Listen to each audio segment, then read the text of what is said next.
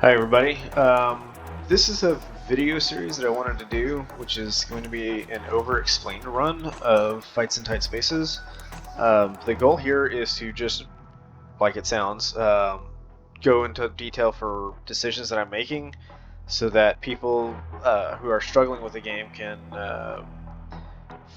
figure out, perhaps their reasoning about cards in weird ways, or find different approaches that they can take to try to get more success.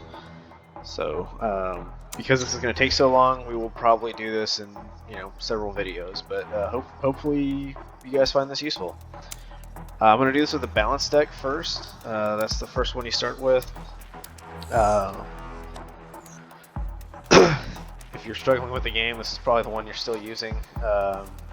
We'll get through the other ones later if people are interested in that. There are certain cards in here that I'm very fond of. The balance deck is probably my favorite one. Just a few ones that kind of stand out as very useful.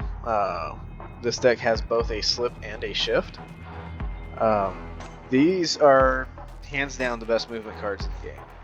Slip I like a little bit better than shift, but these are cards that stop you from getting killed when you wind up in a corner. Slip allows you to move around the target. Shift lets you move through the target. So it's very hard for enemies to pin you down. If all you have are things like step and dash, well, if you get three people around you and you're against the wall, you're going to take some hits. So these allow you to be slippery and not take things. The other card that I really like in this deck, Front Kick, is amazing. It's probably my favorite card in the game. For this game, if you can manage not to get hit, unlike other games where you're doing like roguelike card builders, if you're blocking incoming damage with a block card, you need to prioritize having defense options like block, and we can do that here in this game. But one of the nice things with Fights in Tight Spaces is you just move out of the way and you've essentially got infinite block because no damage is coming on you. So being able to be mobile with these two cards and not take damage gives you a huge thing. Well, the other way that you can not take damage is you can manipulate the enemies. So you can push them out of the way if they've got a range of 1 and they can't hit you. Front Kick is awesome for that because not only does it allow you to push a target back, it can let you move and then push a target back. So you can both move yourself to get out of a dangerous spot, and you can hit somebody else to get them from hitting you. Or you can move them in such a way that they get hit. So don't be deceived by, okay, this thing only does 6 damage. Because you can use it as defense, you can use it as positioning, you can use it as offense in terms of if you move somebody else into a bad position. Also, in Fights in Tight Spaces, you can perform a ring out. If you knock somebody over a ledge or a balcony or down some stairs or through doors, they're considered to be out of the fight. So potentially this can do infinite damage if you've got a guy, it's not uncommon for me to be fighting bosses with 180 hit points and I just kick them off the ledge of a building and, oh hey, that was easy. So definitely like that. Push and manipulation cards I like. So in terms of prioritization for cards for me, what I like are things that move me, things that move an enemy. They get very high priority. Front Kick does both of those things, so it's amazing. Another card that I'm very fond of in this deck is Hammer Fist. Unupgraded Hammer Fist is okay. I mean, it only does 4 damage at the start, if you look, but it does 1 damage per combo level. When you upgrade Hammer Fist, it scales much better to 2 damage per combo level.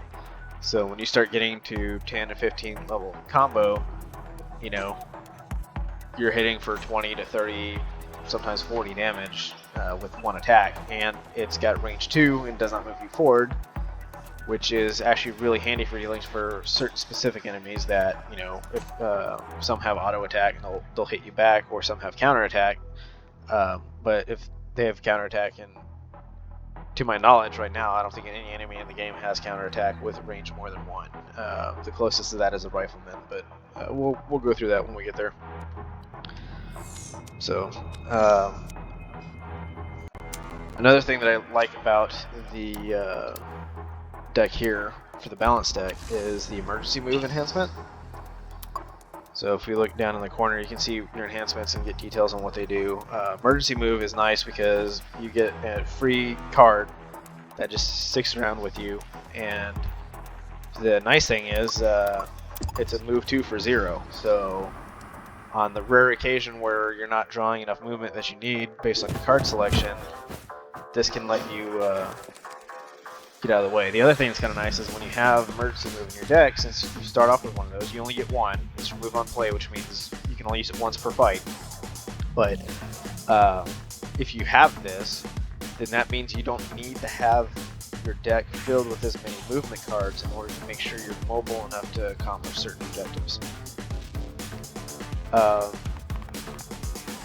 So this is probably, I mean, again, I'm over-explaining. So if we look here at the top right, you can see our goals. Right now we're trying to complete this within 6 turns. These guys, that's not going to be a problem in the early game. You can mouse over them, find out, okay, this guy's going to do 6 damage, he's got 20 health, and that symbol above his head with the fist means he's currently about to attack. Pay attention to this on the ground, where you're standing. If it says there's a fist here, that means you are about to take damage. So our number 1 goal right now, at least for me, is to make sure that I don't take damage here. And there's a few different ways to do that, but we'll go through. The other thing to notice is this guy has a 2 next to his damage, and this guy has a 1. If you can pull down Alt, you can see that as well. That is the order that they are going to attack. Normally this doesn't play too large of a factor into your decision making, but sometimes it's very important to know that, hey, this particular enemy is going to attack before another one. That can help you figure out, like, hey, if I got 2 guys that I can push and set them up so they take damage, if you push one of them, you know, he might be able to kill another guy for you before that guy would hit you. So it's good to know about that. Early stage, this game is actually really easy. Particularly, like right now, I've got both block and counter, and between the 2 of these guys, I've got 12 damage coming in on me. So I don't want to move because I want to start building my combo, which right now the current cap is 10, and I've got 0. So my hammer fist is going to do a lot of damage, but I can counter, which will allow me to deal 10 damage back to each of them.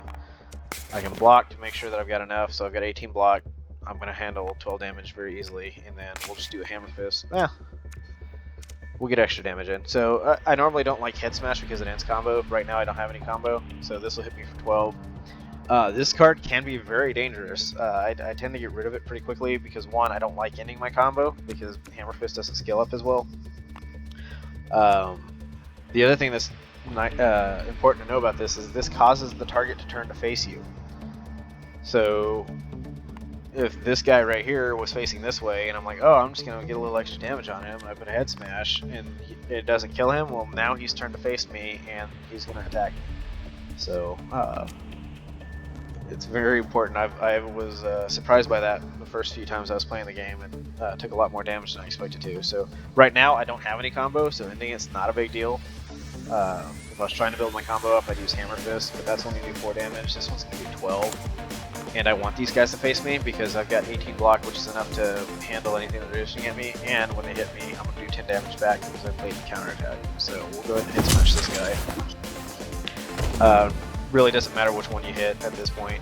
They're both the same. So counter attack that dude.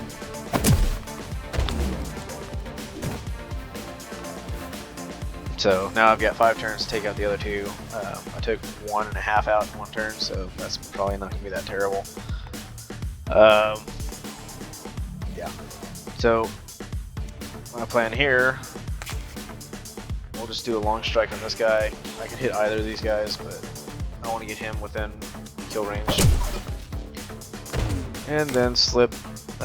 So if I slip around somebody, you gain a momentum. I could just get out of the way. No, that's fine. We'll get out of the way. I don't have a lot of slip and shifts in this deck yet, so I don't want to start playing by the walls. Normally I don't mind playing by the walls because you can use environmental collision damage, which I will show right now. So something that a lot of people don't know in the game when they first start is if you smash somebody up against something or push them against another obstacle, they take extra damage. So as a way to demonstrate this, we have a front kick here, or actually just push. So push normally does 0 damage and pushes a enemy 1 tile. Well, if I push this guy, he's got 20 health, he'll take 4 damage just because I pushed him up against the wall, which is pretty handy. And this lets you do a few other things. So let's finish this guy off for 4 damage with a kick. Don't really need the push there, I'm just using the kick damage. We've got enough to finish him off here, but I wanted to show with front kick, one of the reasons I like this card so much is I can kick for 6. If they're hit a wall, it does 10 damage, so it's 10 damage for 1, which is not bad at all. In addition to all those other effects. And then we've got a combo finisher. This card's, it's alright. I mean, it ends your combo, which I'm not a huge fan of, but it hits pretty hard, and it will advance you. So, I can actually show that. Move back a space, and when I use the combo finisher, I can, it's got a range of 2, but when I use this, I will move into this space when I hit him. So this will not, unlike Hammer Fist, where if I use that from range 2, I stay in the same place. If I had Hammer Fist here, I would still be safe. Say he was going to survive it, I wouldn't take a hit back. But with Combo Finisher, if you use this on somebody and they survive and they're facing you, you're going to get hit back. So you need to be aware of that. So we will use that and end the fight. So when you complete the objectives, the primary objective actually lets you beat the stage, which is usually defeat X number of enemies. For the other ones, the optional objectives will give you different rewards. So this one was in pounds, so I got 30 pounds off of this. And you'll see on some stages later, and I'll point them out when we get there, there'll be optional things like, you know, end it within so many turns, pick up this object, knock so many enemies out of the field, cause enemies to kill each other. So those are different things to do. Now when I look at this reward select screen, my favorite choice right now, so again, the way I prioritize cards, I want cards that either move enemies, move me, or do both of those things if possible. Right now, Shove is an excellent card. I love having at least 1 or 2 of these in my deck. Typically you have a lot of push, which is nice for manipulating people in a straight line. I can push them in one direction. Shove is very versatile. I can target somebody, move them to the left or the right of their current position, and it costs 0 momentum to do this, which is great for dealing with all sorts of scenarios. If a guy has counterattack and I don't want to punch him, I can move him out of the way. I can use it for damage. Again, with the collision that I showed you, I can slam somebody up against a wall or up against another enemy, and they can take 4 damage for that. If I'm next to a door, I can use this to do a ring out, so this can essentially take out a boss in 1 hit. So yeah, lots of great things. Block, 1 momentum for 10 damage reduction. That's okay, but I'd rather just not get hit. If you are trying to do a playstyle where you're building your combo, you don't want to move, because when you move, your combo goes down by 1. So, you know, in that case, having a block around can be handy, but I'd rather just not get hit. And then Quick Strike is 8 damage for 1 momentum at range 1. I'm not a big fan of this. As you saw with Front Kick in the last round, it attacks for 6, but if I hit somebody against the wall, it attacks for 10. And it's not hard to reliably do that. So would I get something that only does 8 damage? When I get something that can sometimes do 10 damage, sometimes do infinite damage by pushing them off of a wall, can stop me from taking damage? No. So Shove it is. So we completed the first fight. Now we're presented with the route or the map as far as where we can go. I do like to look ahead at least a little bit. This isn't as sprawling as detailed as a game like Slay the Spire, where your pathing is very, very important, but it is still important here. What I'm looking for right now are this, I don't know what you call it, stage in the tree where your path can either be a gym or a medical facility. Medical facilities allow you to heal yourself if you're taking damage, or you can boost your max health, or due to certain events, you can get a long-term injury, which are things that will take up an enhancement slot. So, and they're debuffs. They tend to be bad. Like one of them means, like, I think movement always takes 2 or 1 additional momentum, which momentum is essentially your energy or your mana in this game. So that is really bad, because if you need to move to get out of the way and you can't afford to do that, that's very devastating, especially early game when you only have 3 max momentum. The gym is kind of like the campfire in Slay the Spire. You can, and a store at the same time. So you can find new cards you can buy. It'll give you 4 at random to choose from. You can upgrade existing cards that you have, or you can remove cards from your deck. So I like to run very thin decks because I like to get powerful cards that I then upgrade. And if I have powerful cards, I want the likelihood of me drawing them to be higher. And the way you do that is by keeping your deck thin. If you look at the deck right now, there's 5 cards per row. 2, 3. Yeah, so we're at 16 cards right now. So we're going to see a lot of these cards frequently when you only have 16 and you're drawing 5 a turn. But if you end up at the point where I've got 30, well, let's say this shove that I really like, or this hammer fist that I really like, or my front kick that I really like, you know, I'm not going to see them as often. If I've got, you know, twice as big a deck, I'm going to see them half as often. And sometimes those are really useful.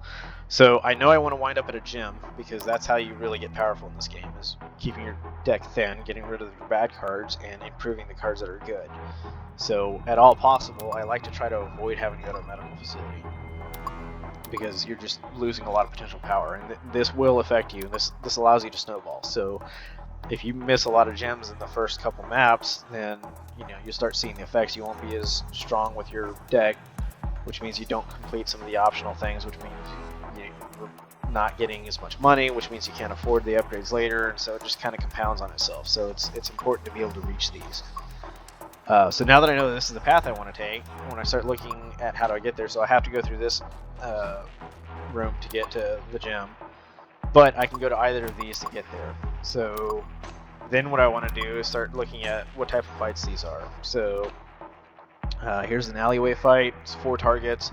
The rewards, it's hard to know just from the symbols, but it means that I get a card selection and extra money, potentially for completing a bonus objective. This one's doing the same thing, and they're both weakened targets, which means they don't hit as hard, and I think they have less health, but I'm not 100% sure on that. I'm going to do the tattoo studio because it's a little bit easier to get people out the door, I think. And a lot of these, for the extra money, you are needing to kill people by a certain number of turns, and if there's less spaces for them to go to, you know, I don't have to chase them down. Sometimes on the alley, I can chase people down, which at this level in the game is not that bad. But all right, so here's a great spot for front kick. Would have been perfect because this guy is dumb enough to put himself between me and the door, but we can still make that happen. We have 2 ways of pushing this guy. So one is push for 0, one is quick kick for 4. Thing is, I'd like to get this guy out of the ring because I can do it in 1 move. I need to do 4 enemies in 6 turns. I'm going to face 2 at a time. If I can push him with a card that does 0 damage, then I can preserve that card for fighting this other guy. So we'll go ahead and do that. So now the question is, how do I get over here to, you know, actually hit him with the push? Well, I've got two options for that. I've got slip, which will allow me to move one, and I've got emergency move. I'm going to go ahead and use my... Yeah, we'll probably end up using that this turn, but that's just because this guy has a range of 2, which you can tell if you mouse over him, there's 2 dotted lines, or dotted circles. So one is this symbol, which indicates, hey, I'm about to get hit. The other one is this one that is showing that that's his range. And when we mouse over him, we can see this guy's a biker. He's going to essentially do a front kick for 5. So up to 2 tiles away, he's going to do a kick, and it's going to push somebody 1. Which really means I do not want to stand here, because I can also be knocked out of the room. That's an instant death. So we don't want that happening. So what I'm going to do is planning on slipping here and pushing this guy to get him out, which that's going to take 2 of my momentum, which means I'm sorry, that's going to take 1 of my momentum. I've got 3, so that leaves me 2 extra. So I'm going to use that to get some damage on this guy. So I'll go ahead and quick kick this guy to do 4 damage to him, plus 4 for a collision, so that'll do 8. That'll be down to 12 hits. And I may as well hit him for another 8.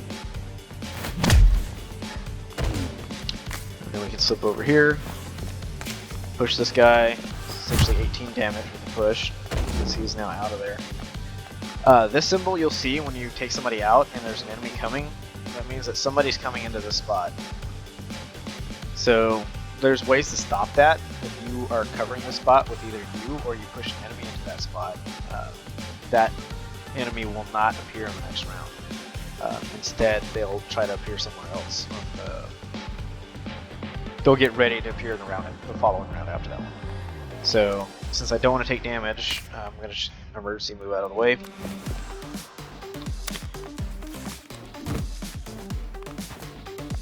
Alright, now we're about to see how much I like shoves. So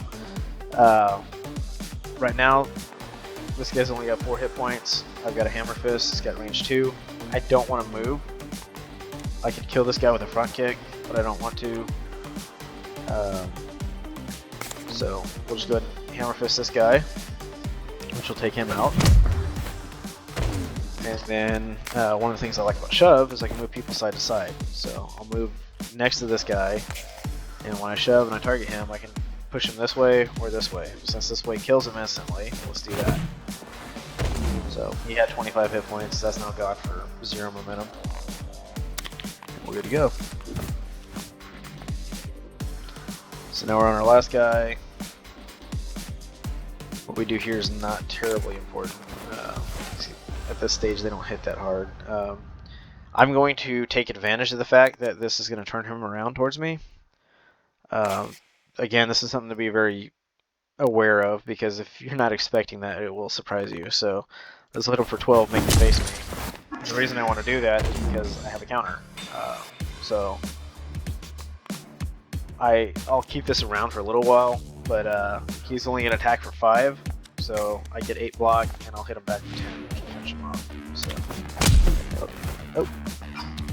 Well, it would have if he didn't have a push. That's why you need to pay attention to what they're doing there, but that's not a huge deal. Let's see, we'll step here, push him against the wall. And slip out of the way. And not much to do here other than kill him. Since we beat it in 6 turns, we get extra money. Alright, so our options here, quick block. I'm not a huge fan of this card. It costs 0 and it gives you 6, so you're getting a lot of block per momentum. But again, something in this game that's different than a lot of these other style games similar to this one is that you can just get out of the way and not take damage. So there are movement cards for 0 that essentially give you infinite block. So 0 for 6 block is not great. It doesn't move me where I'm trying to go, and I would rather have a front kick or a hammer fist or a slip or a shift in my hand rather than a quick block. So I don't think this justifies its position. If I draw this, I'm typically not happy. There's some occasions where you want block, but it doesn't happen frequently enough. Dash is a movement card, lets me move 2 for 1. I'm not terribly thrilled with this one because shift and slip are just so much better. And because with this deck we have emergency move, I can move for 2 once per fight without needing it, so that card's not very attractive to me. Nerve Strike's an interesting one. It does 4 damage, which isn't much, but it puts a -2 damage modifier to target, and you can keep drawing this, so it doesn't go away, and that modifier sticks around. So if you're going to be in long fights, you can hit somebody repeatedly with this, especially if it's somebody with an auto attack, which would mean typically whenever you move into their range, or if you take an action in front of them and you're in their attack range, they will attack you immediately. Nerve Strike will not trigger that, so I can Nerve Strike somebody even if I'm in an auto attack space and not take damage, which is kind of nice. For me though, 4 damage is not much to get excited about. I mean, I can do a shove somebody against the wall for 0 to do 4 damage, and at -2 damage modifier on its own really isn't that great, especially in the late game. People are going to be hitting for 30 or 40, and so, you know, if I have to play this card against him 20 times in order to do significant damage reduction, it's not that great. Now, it does shine in a few occasions. There's some enemies that do multiple attacks. For instance, the chef in the prison stage. So if he's attacking you for 7 3 times in a row, well, now this is essentially a -6 damage modifier for that. And that guy turns to face you, so it can be handy because he might be a little bit harder to avoid getting hit from. So if you can take it so that, alright, instead of him hitting me for 21, he's going to hit me for 15 for 1. Okay, that's not bad, but again, I'd rather just not get hit. The other source of damage in this game is using the enemies to your advantage. So you can move an enemy to fight another enemy. So if I'm making them do less damage, that means I'm reducing the offense capability of positioning my enemies. So again, I tend not to like that. So for that reason, I'm going to just skip this selection. This is not going to be an uncommon decision for me if you watch all the way through this. I'm probably going to be doing a lot of skips. Again, we have to keep in mind of all the cards that we have in our deck. So right now, I've got 16 cards. If I get a 17th card, that means I'm less likely to get the ones that I like. I really like Front Kick. I really like Shove. I really like Hammer Fist. Push is alright. Slip and Shift are great. So I don't want to reduce the odds that I get these cards, because those are all really good ones. So none of these are valuable enough to make it less likely for me to get those other ones. So we're skipping this round. And then as far as pathing, again, like I mentioned, I really want to get to a gym. Right now we've taken no damage. Medical's not going to do much for us other than boosting our health, but I'd rather just not get hit rather than relying on taking lots of hits. So let's go here. This mission is a protection one, so that means there's going to be an ambassador on the stage, and that will, with the ambassadors, basically there's a diplomat that you're supposed to protect. Enemies will prioritize attacking you if they can, but if they can't reach you, they will get in a position to attack the diplomat.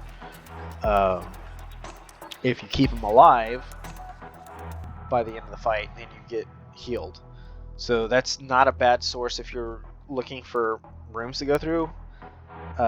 If you feel like you're strong enough to keep him alive, and that's a lot easier to do when you have a deck where you can manipulate positions, then you can use that as a source of healing. It also means on these fights, I don't mind taking a couple hits, particularly if it's going to be less than 15 damage, because I'll heal it up at the end if I can keep the ambassador alive. So that's what we're going to do. Here, this is just a normal fight in the restroom location. You get money if you beat it quick enough and an extra card. So we're going to do this one because I want the gem.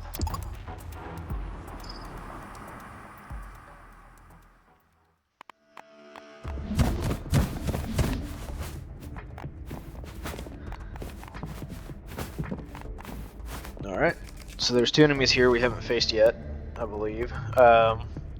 Obvious one, Pistol Thug, ranged attack. So these guys tend to do a lot of damage, and you know it's a handgun, so it'll hit along like everything in this range. It'll hit the first target. This guy has this triangle, and you can't see it very easily on the floor, but on the floor you can see that symbol, which basically is an auto attack indication, is a warning. So if I move here, this guy's going to attack, and his attack is a push, and it'll do 4 damage to the target. Person could potentially do 8 damage with collision damage. This guy we've seen, he's going 2 tiles away, so yeah, this is interesting.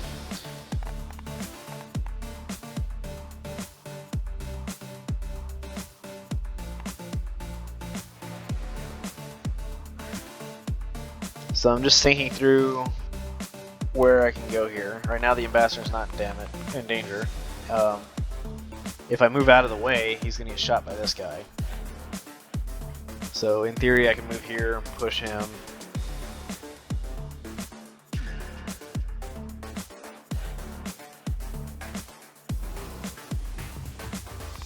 I can block his damage, he's gonna do push. So I was thinking about using slip to get over here, and then pushing the ambassador out of the way to get him into a safer location over here. Then I can hang out in front, keep him protected. But when I move over here, I notice this guy has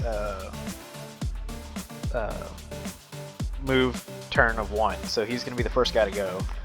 Which means if I slip over here on his turn, when he goes, he's going to push me over here, which is going to have this guy then attack me, and he'll push me, and I'll go over here, and then this guy will take his turn and he'll shoot. So if I end my turn here, I'm going to get hit by this guy for 6, this guy for 4, and this guy for 10. So I'd rather not take 20 damage. So the easy way to avoid that, since this guy's only doing 10, I can just put a block. So I've got enough to not take damage. And then I'm going to try to just do some damage to the guy that I can hit. So I can hit him. He's got 30 hit points. He only pushes for 4, so he's not that scary. This guy hits for 10, so we'll go ahead and prioritize hitting him. So I can push him against the wall, which is 4 damage, and do a long strike. And one of the turns.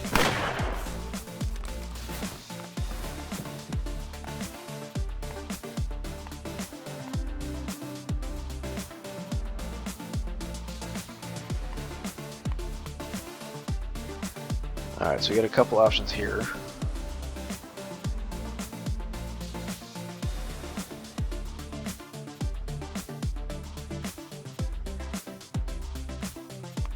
So right now, I'm going to get kicked by this guy.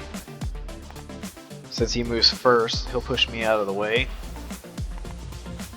And then he'll push the ambassador, and then this says not going to hit anybody. So he's not an immediate threat at the moment. But we got a few options. So I don't want the ambassador taking damage, even though he'll survive 4. He's got 28 health. So what we can do is use our shove to move him out of the range. That gets him in a little bit of a safer spot. And then what I'm going to do is use my enemy's weapons against themselves. So I'm going to shift. And again, the reason I like this one, not only can I move up to 2, so I can do what dash does for the same cost, I can also move through somebody. So the downside to this, if you watch my combo level, it's currently at 3. I'm going to move 2 spots and put my combo down to 1. But that doesn't bother me so much because I'm going to get 10 damage from this guy on this guy. So we're going to shift through here.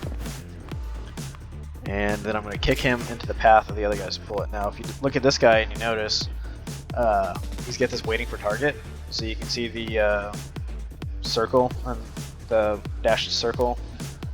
That means that if something is in range, he will start attacking them. But if I push him in range, he's now got a target, so he's going to shoot his buddy.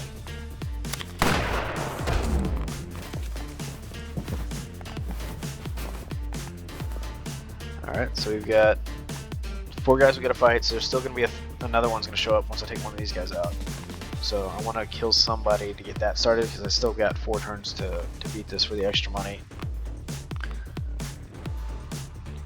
So again, this guy has an auto attack on me. So if I attack this guy, he's going to push me immediately. So that's something to keep in mind. I don't have any cards that manipulate enemy positions. I can head smash that guy and finish him off.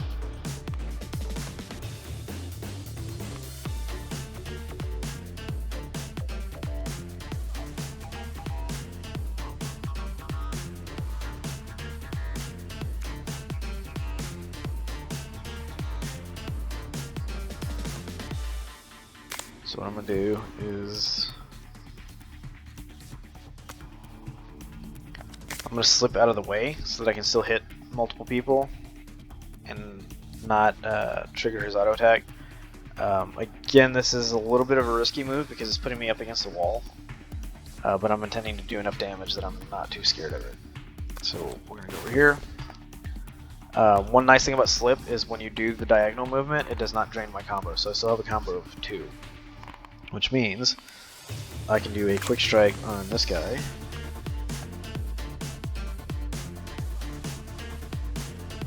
I'm trying to figure out who I'm going to do that on. Yeah, we'll do it on this guy. The reason I hit him is I'm intending to use head smash to finish this guy off. This already has enough damage to do it. It does 12 on its base, so I don't really need combo for that. But because I punched him, I did 8 damage to him, and that got me to the point where I can use my combo finisher. So we'll go ahead and use that on this guy. Something to keep in mind, this one requires combo, and it ends your combo. This one does not require combo, but does end your combo for head smash.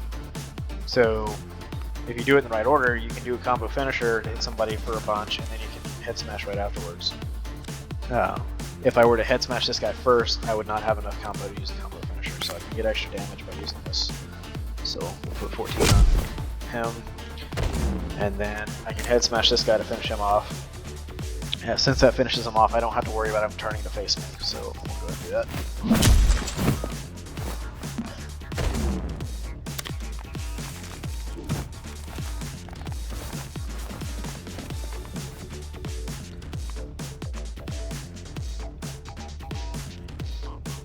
Alright, so again, I don't want to attack while I'm here because I will trigger an auto attack, and here it's actually going to hurt because if he pushes me and I'm up against the wall, I'm going to take 8 damage instead of 4. So I'll take the 4 from his push, and then I'll take another 4 from hitting the wall. So I could play this, and in fact I can just show that. Normally I wouldn't bother, but if I play that, you can notice that adding block does not trigger auto attack. So what will trigger an auto attack is taking an attack action in this space or moving into this space. And then I'm going to abuse shift because it's such a great card. I'll move through this guy and then kick him into his friend. So he's going to attack for 6. I can go ahead and hit him. Now he'll finish his friend off. While I like that from a just it's funny type of movement, technically I'm better off doing the attack that I can with a hammer fist because that will boost my combo. So I'd rather have a combo than watching him take out his buddy.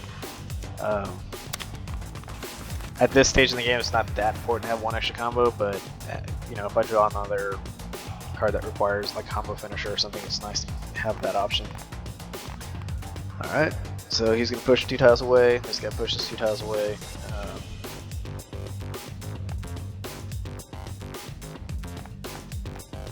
He's got 11 health. Unfortunately I can't rely on counter because they're going to push me, which means I'm not going to get range for that. There is a card in the in the Counter Striker deck called Long Counter, and that will allow you to counterattack from a range of 2, which is really handy when you're in a situation like this where they're going to push you, so you can still hit them back. But that's not an option here, so what I'm going to just focus on is just not taking damage. So let's go ahead and hit him for 6. And then I will step towards this guy, and then you shove to not take damage.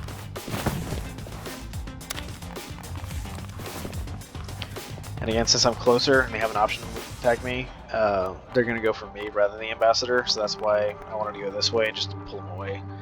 The ambassador's safe. Alright. Looks like we're not going to end this on this turn, which is unfortunate. Let's see this. 4, 8. We potentially do 4 damage with this card. Potentially 8 with this is 12. If we did a head smash, that'd be 17, 12, and 17.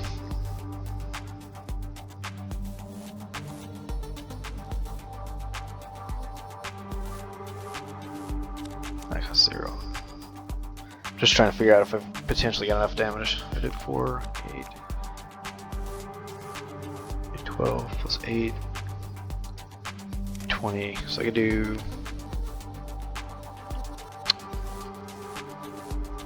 30. Yeah, we might have enough.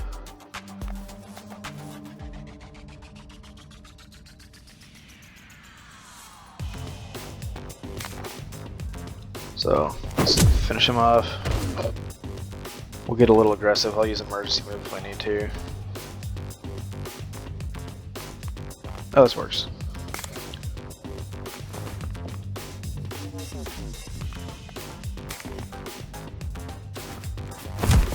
Just gonna put a bunch of damage on this guy. Yeah. We got enough.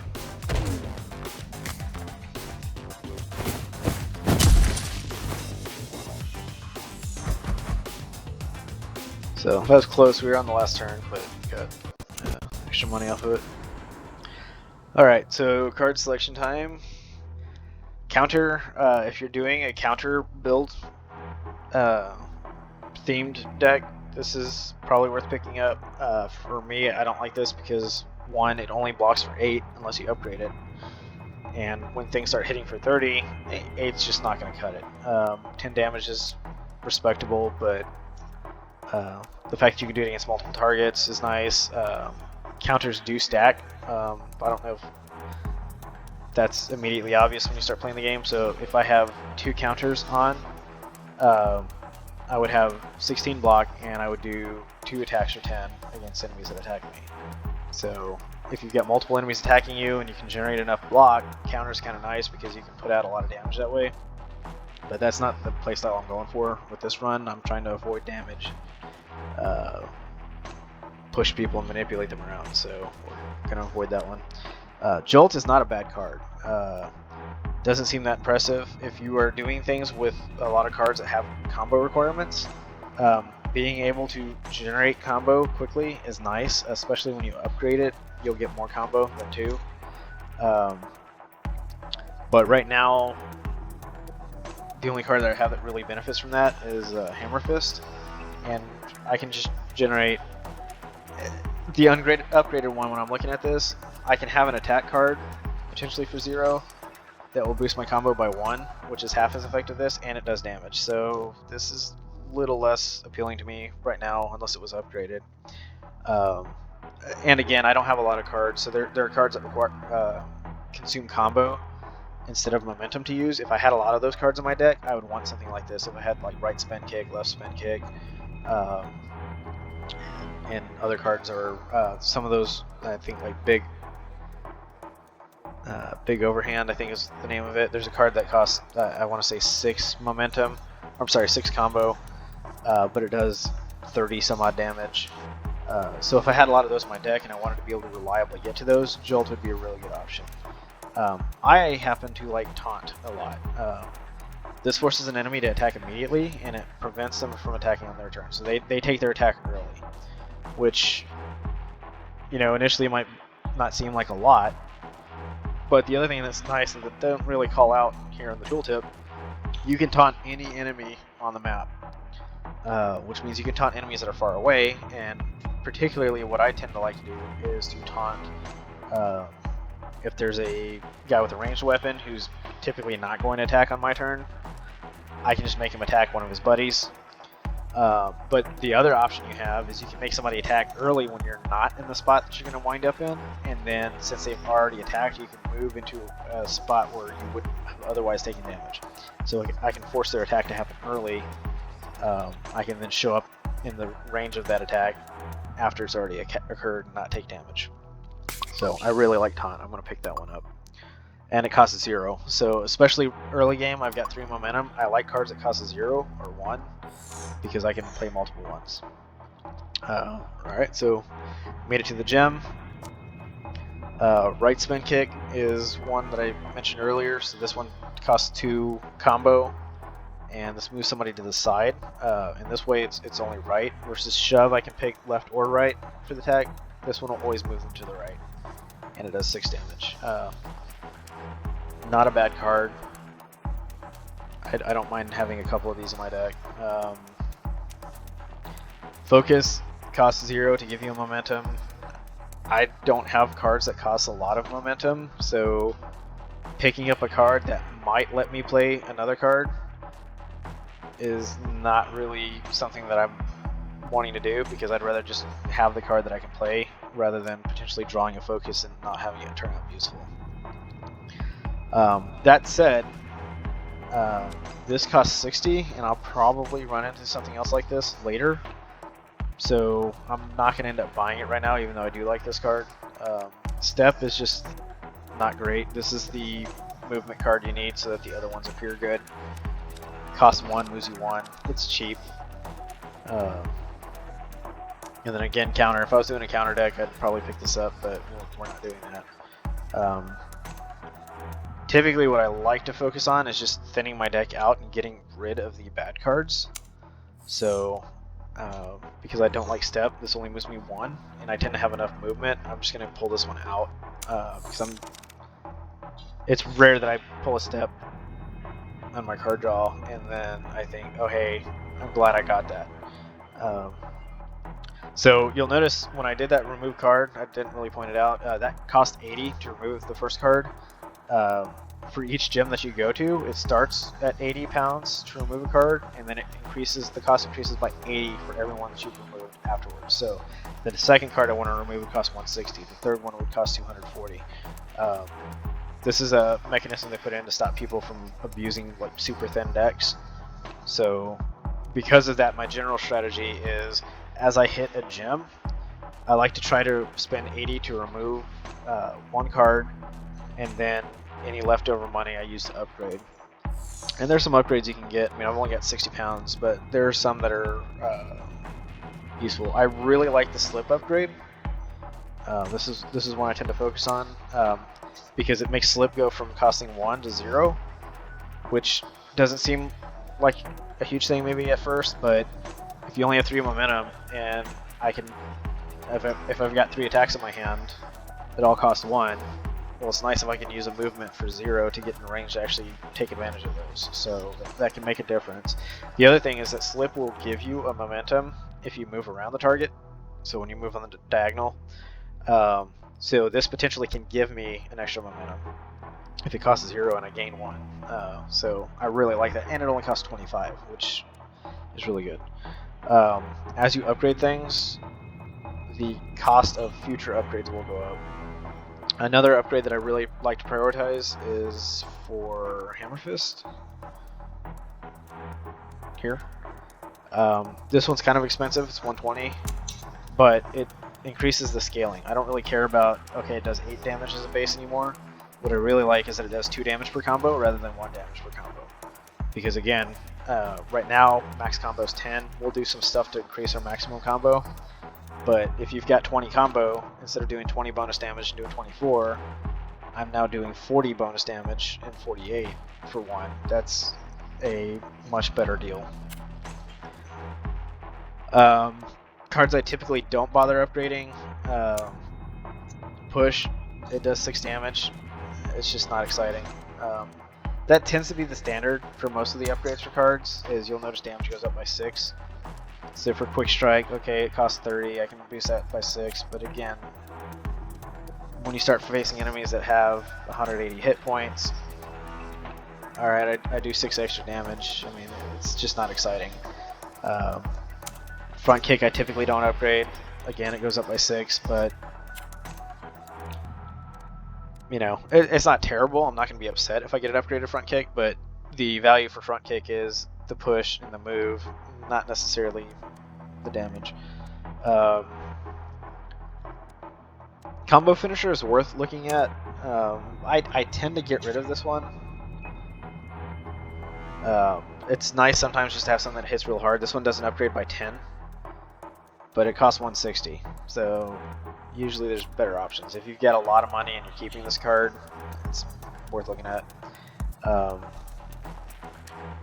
So yeah, I'm gonna end up upgrading Slip just because I really like that and it's useful. Later in the game, I like to have either block or counter upgraded.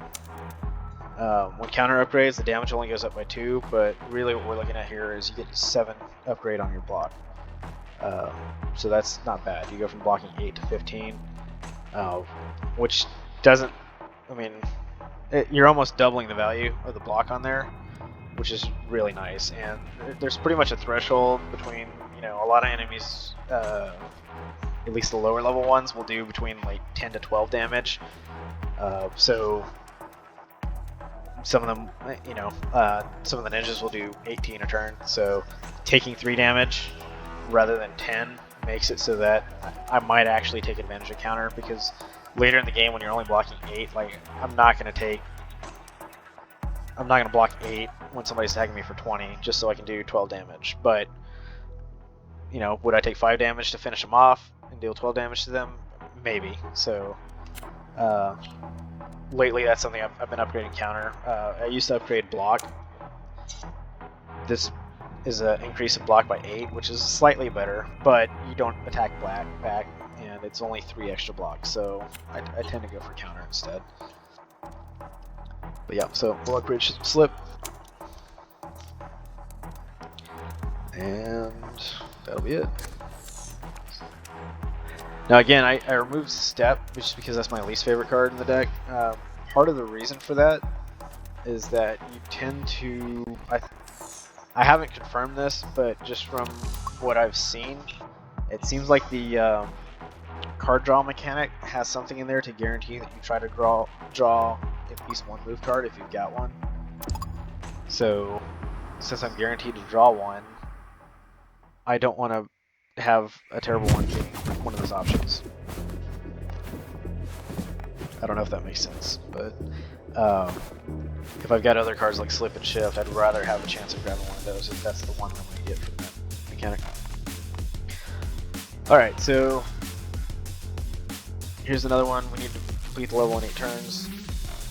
You got 4 enemies, they're all on the map. Something that's handy to keep in mind is if you look up here on the top right, you can see how many enemies total you have to defeat, and you can count how many are on the map, and sometimes that helps you do some math when you're got a time limit, because you can say, okay, I'm fighting 2 at a time. Do I need to take one out so another one can come in and I can start doing damage, or can I spread the damage out a little bit?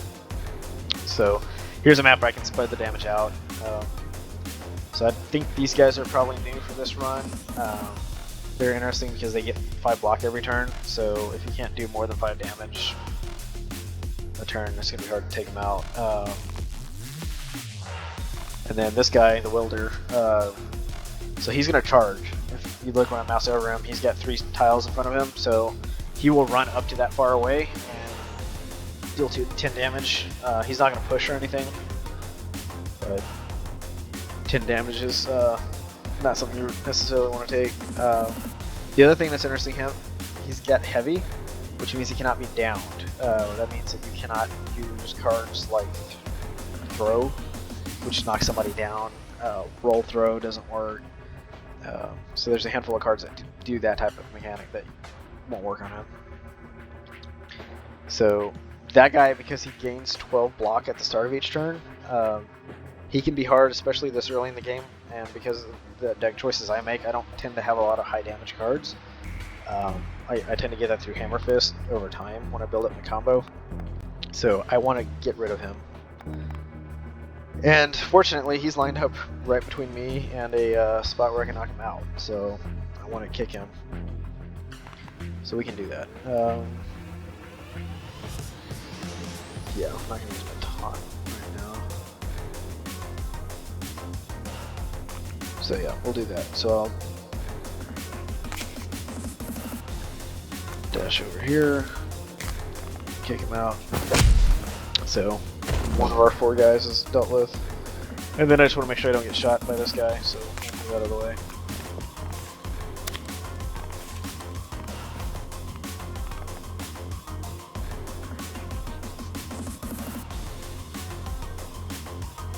Alright, we've got a few options here.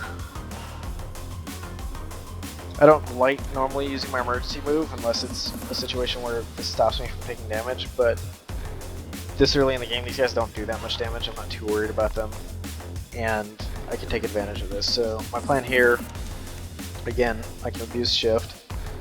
I don't have any combo built up, so I'm not going to lose anything by using it. I can move 2, move through there, and then I can emergency move to get next to this guy, and then I can shove him out. And then I've got range, so might as well build some combo up.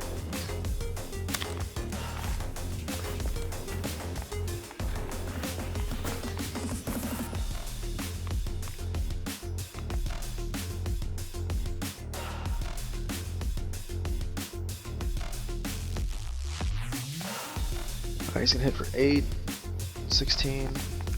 We can block both of those.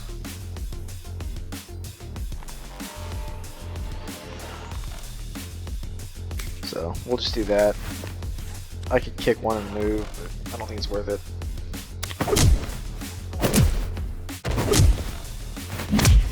I didn't use head smash because he's not up against the wall since there's an opening here. In case you were wondering. Yeah, we can do fun stuff here. So we'll go ahead and abuse shift again.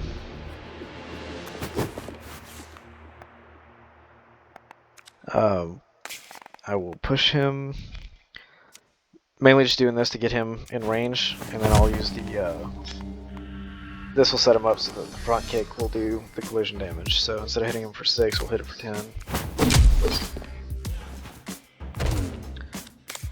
And then I'll get a long strike, build up some combo, and then he'll finish him off.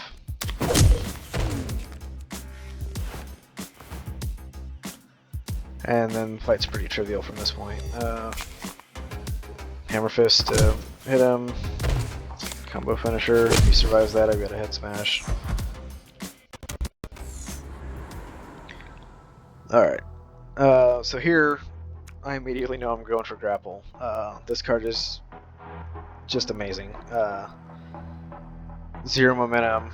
You take a target and you just change their facing, so I can move them to one of the 3 other sides of me, and they will face away from me. So anybody who's going to hit me, I can just move them, they don't hit me.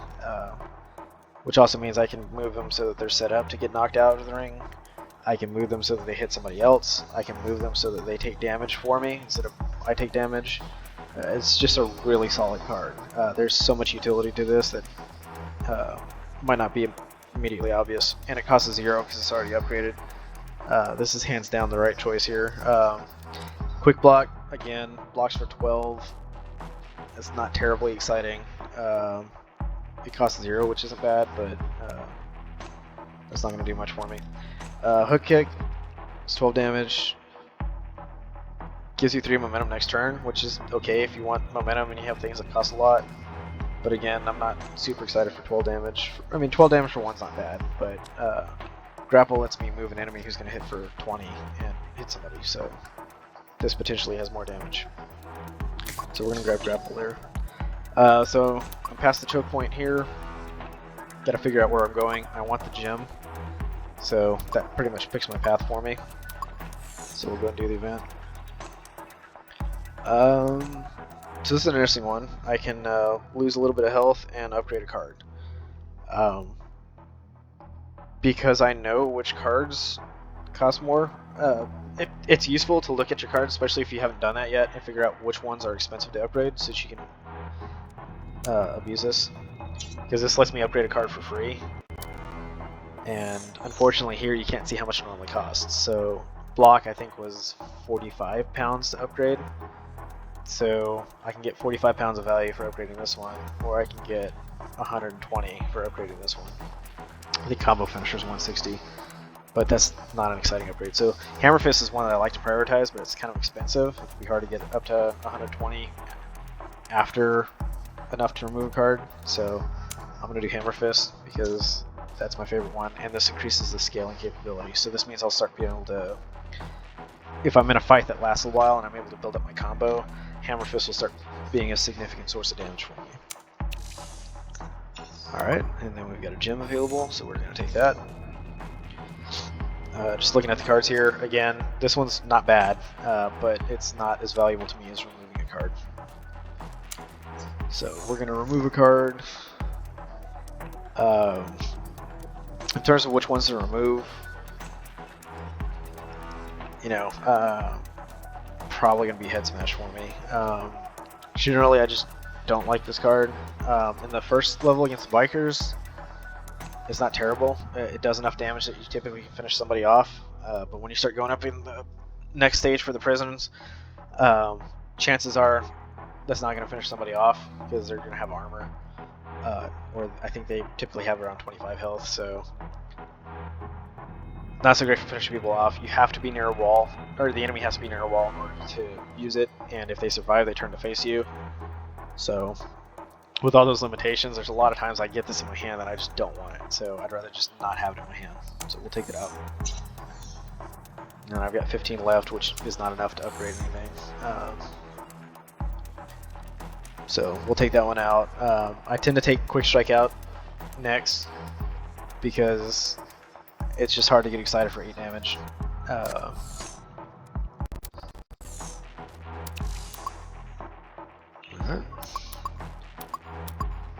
So parking lot's next. This one gives us an upgraded card reward, so maybe we get something useful off of this.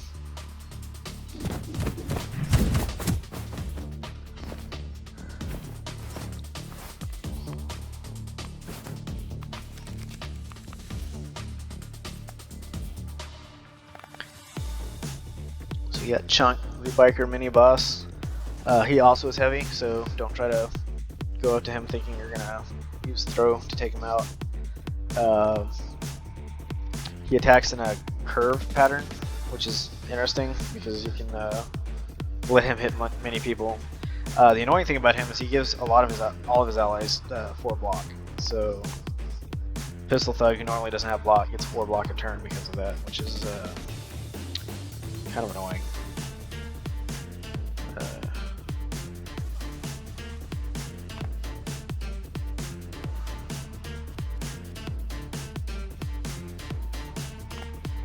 Just trying to figure out what I'm gonna do here. We need to beat this in 8 turns.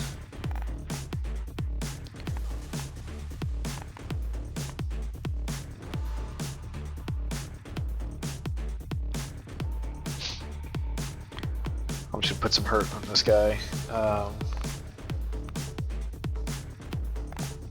What's he gonna do? 12 damage? Yeah, it's worth it.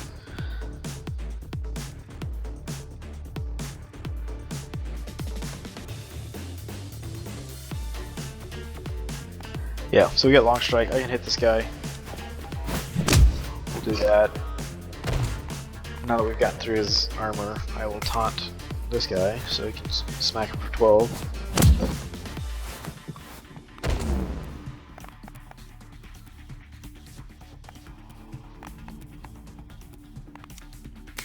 And then I'm just going to move off to the side with Slip. And I'll use this to build up my combo. It's not going to do any damage, but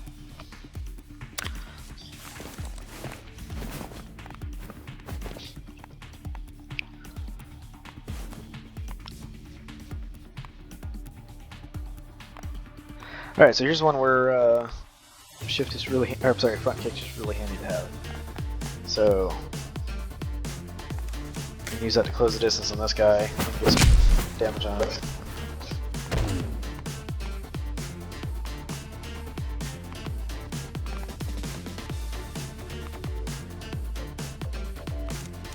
We'll go ahead and counter. Since I've got a quick block, I can use that and not take damage.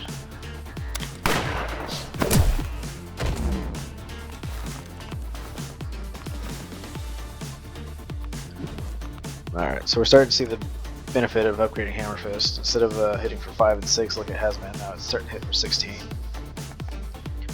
Which is kind of nice.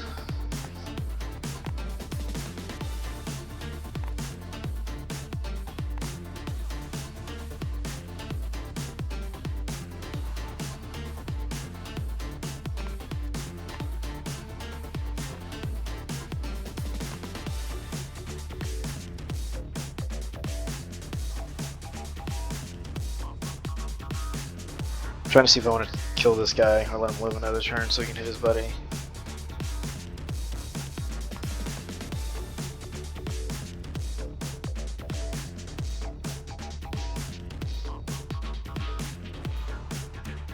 Yeah, we'll just take him out.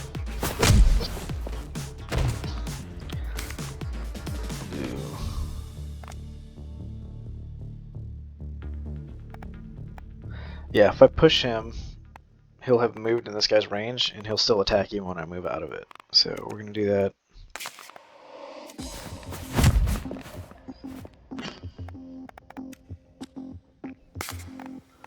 And then I'll put 20 damage on him. Slip out of the way.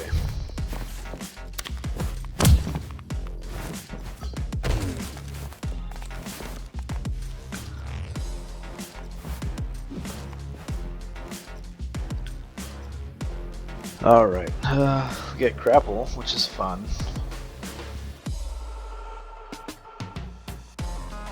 I'm trying to see if I can use that to let this guy do something cool. I kick 2 away. Yeah, that'll work. Alright, so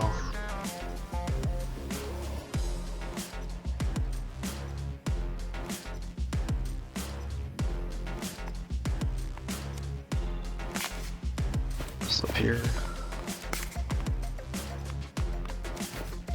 Gonna move this guy to face this way. That way, he'll kick him. He'll hit him. He'll hit both of them. I don't want to take the collision damage when this guy kicks him. He'll do 4 to me. Would rather not take that if it's an option. So we'll use the emergency move to get out of there, but till then we'll do as much damage as we can. So we'll shove him, then hit him. Oh, that's got our combo up to 7, so now I can hit him for 22. Just want to put a lot of damage on him because we got 5 more turns. We'll move out of the way.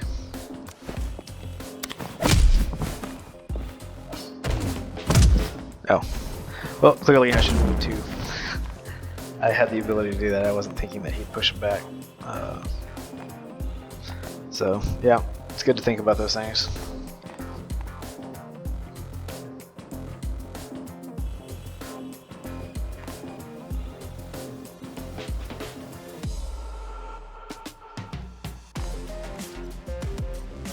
Alright, I'm just debating about kicking this guy into the wall and stepping back. That's probably what I'm going to do.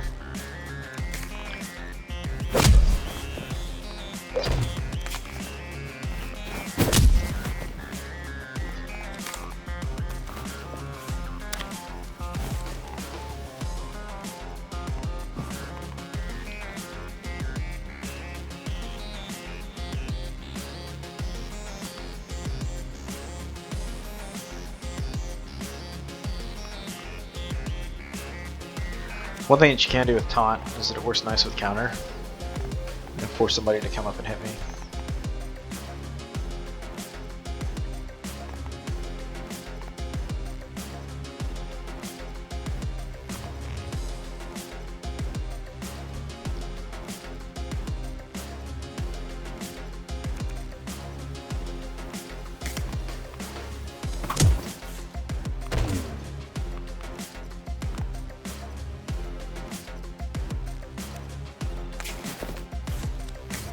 I'm going to put some block value on so this guy doesn't do damage to me. I'll taunt him so that he'll get in range of this guy. And then I use my shift to get out of the range of the big guy, so this way the big guy will hit him.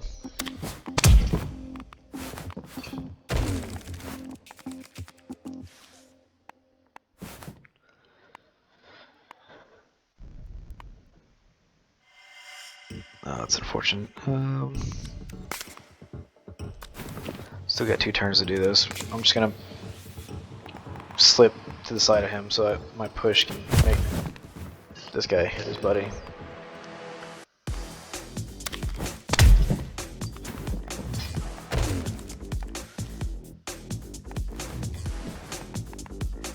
And then we hammer fist.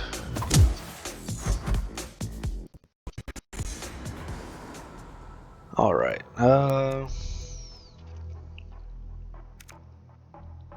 Combo counter is interesting. It's kept the same scaling as hammer fist at upgraded level, so you can potentially get multiple hammer fists off. But in order for that to work, somebody has to attack you, and you're only blocking 10 of it. And right now, that's not enough for me. If I've got a deck that's kind of built around it, you can take advantage of that, but we have not done that. Vault is interesting. It's pretty much just an upgraded dash. Vault Plus means it costs 0. It allows you to move 2, or you can move over an obstacle. When you do that, you gain momentum and combo. That can be really useful. There's certain stages where that's very valuable. You can jump over the bar in the bar fight, or the bar map. You can jump over prison tables in the cafeteria. So that can be good. Upgraded Jolt I kind of like. It only costs 0, gives me 4 combo. Right now my scaling damage comes off of Hammer Fist, and I'll probably pick another one of those up. So I like to get that powerful early on in a fight. So Jolt lets me do that. For 0, I get 4 combo level. That's not a bad trade. Alright, so I know I want to go to the gym. So we gotta figure out the path that gets us there. Typically I like to prioritize these events because I want to make sure some of these events give you the option to have a fight, and if you do the fight there, you can get an enhancement.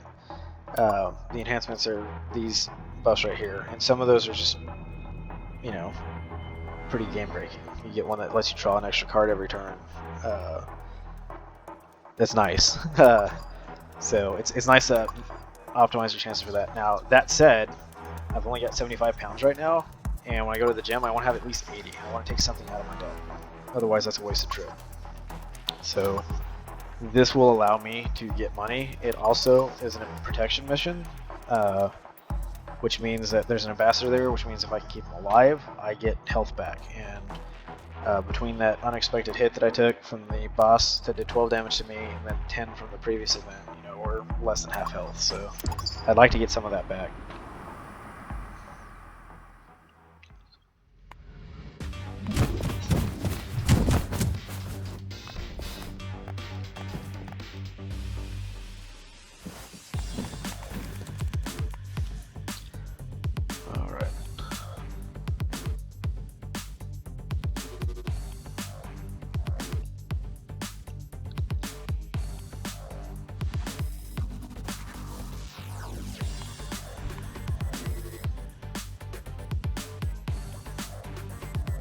Trying to figure out what I can do to not take 12 damage from this guy and still optimize my damage here. So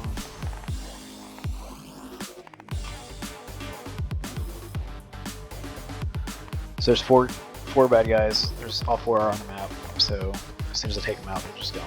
I don't have to worry about more coming in.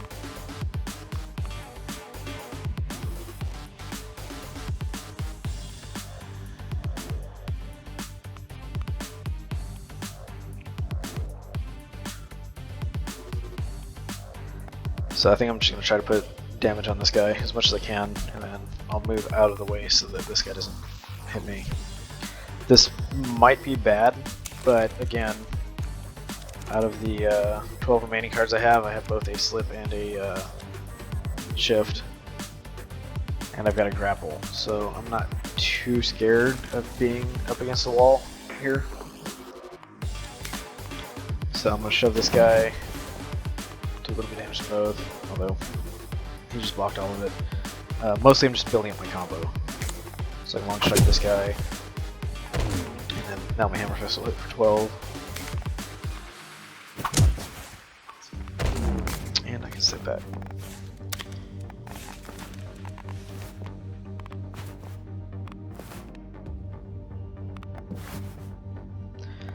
Alright. So here's why I like grapple. Just push him in the way. And now I don't get shot.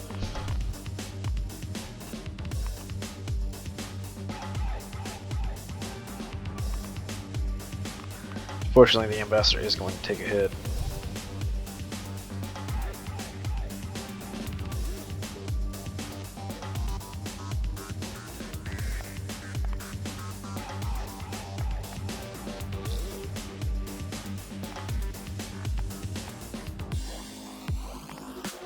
So he's going to take 5, it's 12, 17.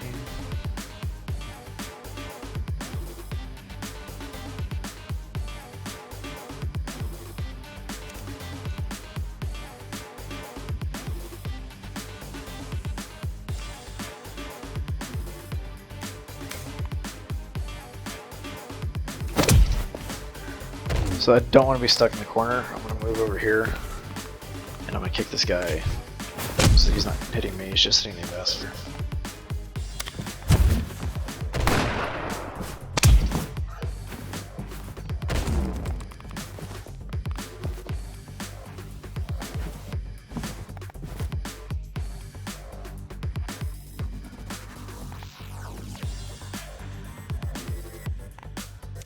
Alright, so I'm going to slip to get in range here, and then this is the thing I like about front kick, is I can just take him out. So we'll do that.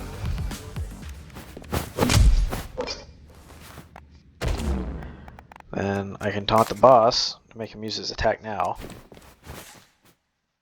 Then we can jolt, booster combo level, which makes us do more damage, and then move in and hit him. Because he's already attacked this turn, I don't have to worry about him attacking.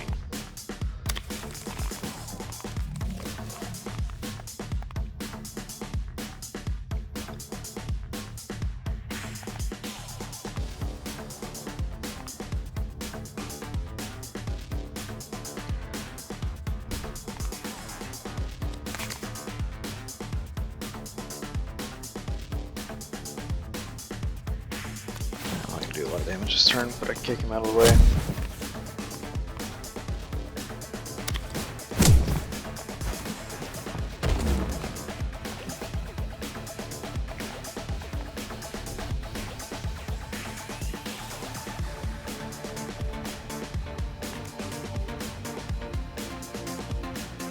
So I could use Jolt here, but I'm going to shift through this guy because I don't want to get hit. That's going to remove 2 combo, so I'd rather only lose 1 combo than 2.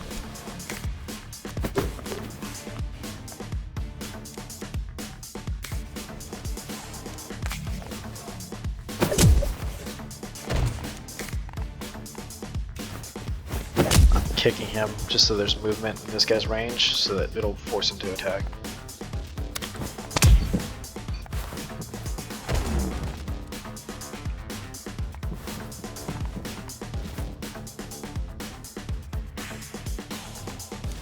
So now it's just pretty much clean up on this guy.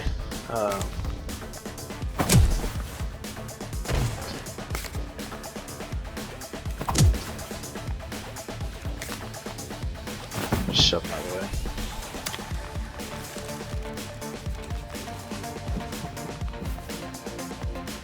way. Alright, so now we take advantage of grapple.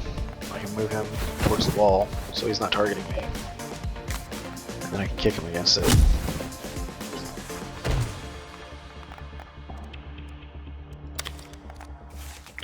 Possible there, I should have taken advantage of a counterattack, but we should still hopefully finish him out. Well, maybe not.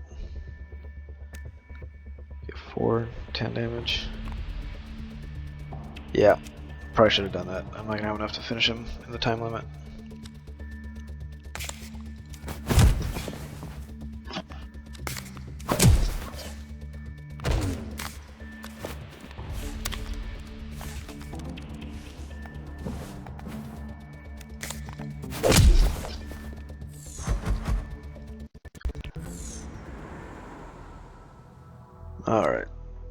Improvisation, I really just don't like this card. It costs 1. You get another random attack card in your hand, and that card costs 0. So potentially you could get something that would normally cost 2 or more, and then you're net gaining momentum off of playing it. So I play this card for 1, and then if I get something that costs 2, I can play it for 0. So that could be nice. The problem I have with it though is improvisation gets out of your deck when you play it, but you get this other random card that's in there, and it's random, so the chances of it actually lining up with whatever playstyle or whatever you're trying to do is not that great. I mean, I've done this and gotten a card that says, hey, you can stomp on a guy who's been knocked down, but I don't have a way of knocking people down, so it's pretty much just a dead card every time I draw it. So I'm not a huge fan of things that are helpful sometimes. I'd rather have it always useful. Counter throw. Basically you throw people on the ground if they attack you. This only has 6 block, so I'm at the point now where pretty much nothing's going to attack for only 6, only the weakest enemies, so I would have to use this in addition to another block card in order to just not take a lot of damage, and I'd rather just not take damage. Long strike, I like the 2 tiles, but it does 6 damage, and it's just hard to get excited about, so we're not getting any of these.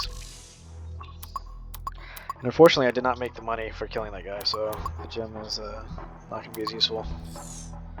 Let's go here. Okay. Well, we can use this.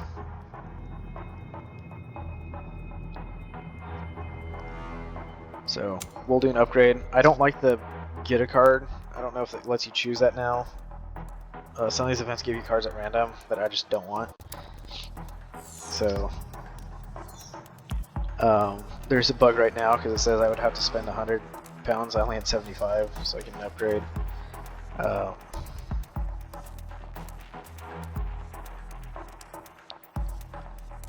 We'll go ahead and upgrade Combo Finisher, because that normally costs 160.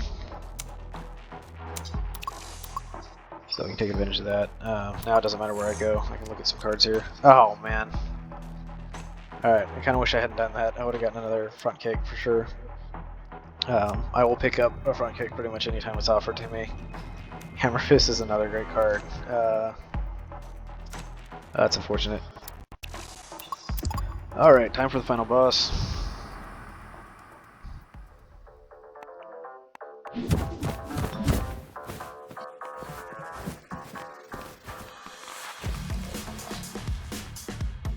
So this one is the first fight that has the turn to face you mechanic, and that will surprise you if you're not careful. It's good to keep track of those with this little arrow symbol above his head, the circular arrow. If I move, if a movement card puts me, or an attack card moves me to a position where I'm on the side of him, he will turn to face me. So if I'm thinking, oh hey, somebody's about to attack me, I'm going to move over here so that I'm not getting attacked by that guy. Well, this guy might turn. I have a new attack to deal with. That said, that turn to face triggers based off of movement. So if I'm attacking him, it's not going to cause him to turn to face me. So I'm going to take advantage of that right now. I don't want this guy shooting me. I don't want this guy hitting me. What I can do is move over here and then grapple him and face the other guy. So now they'll hit each other. And I'll build up some combo by doing a push. And since I did an attack but I didn't move, he didn't turn to face me.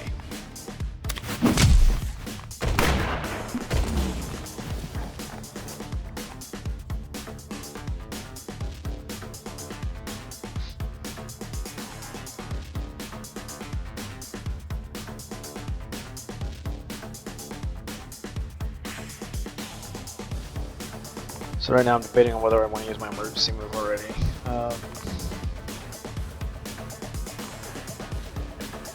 Don't really want to. For the bosses, so my objective here, I don't have to touch either of these guys. I just need him to die. You'll notice they're a boss because it says that star symbol next to his health. There's some stages later where there's multiple bosses that you need to take out, so just look for that star and you know which ones are considered bosses. I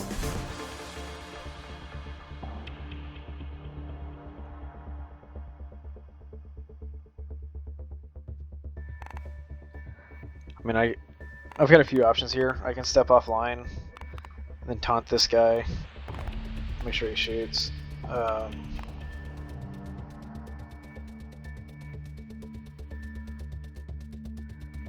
Or what I'm also potentially thinking about is taunting this guy, just to cause him to shoot and hit nothing, and then I can move over there and be safe.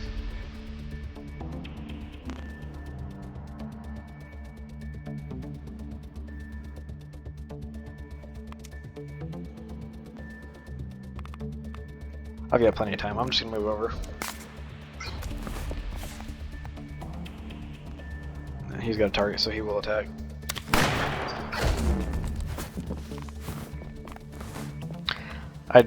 I could have done a slip, hit this guy a couple times, and then an emergency move get off, but it wouldn't have been that much damage, so I didn't think it'd necessarily be worth it.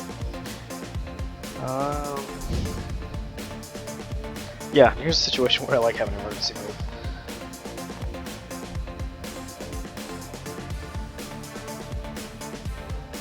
So it could be fine. I could shove this guy to the side and step back. But I'd rather he take damage.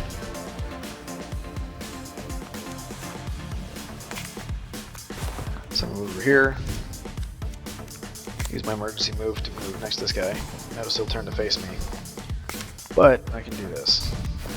Put him in the line of fire for 2 guys. And then I'll pop a jolt just to build up some combo. Alright, so he's about to do his special move. You'll notice the question marks over his head.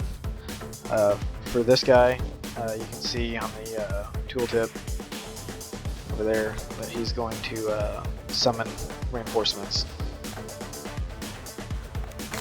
But I don't think he's going to live long enough to do that. So even if he turns to face me, it's not a big deal because he's not going to attack. He's going to summon extra guys. But we can just kill him. So we'll do long strike, and then hammer fist is enough to finish him off. So because we did it fast enough, we got health, so for boss fights you can take a little bit of damage, or you can use it to heal if you're down a little bit from the fights leading up to him. And we get a new enhancement, which we won't see until after this little dialogue. So now we're going to start the Insiders fight. It's the prison level. We'll go and end the video here since I'm at an hour and a half just about.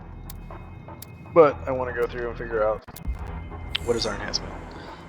Again, redraw card in the first turn of each fight. I think this is currently bugged. I don't think you get that if you've got the momentum, but we'll see. I'm just going to start this fight before I end the game and stop this video.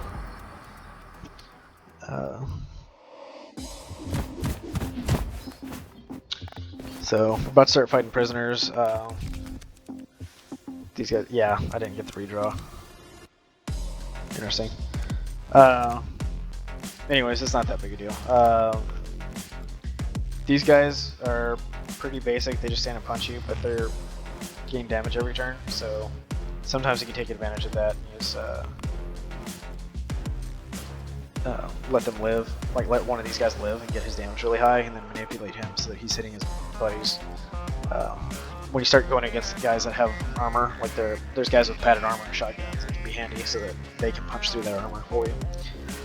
But that's going to conclude it for here. We're about an hour and a half. I'll do another video for the prison level, and if you guys have any questions, feel free to post a comment. I'm happy to help and answer those. So thanks for watching.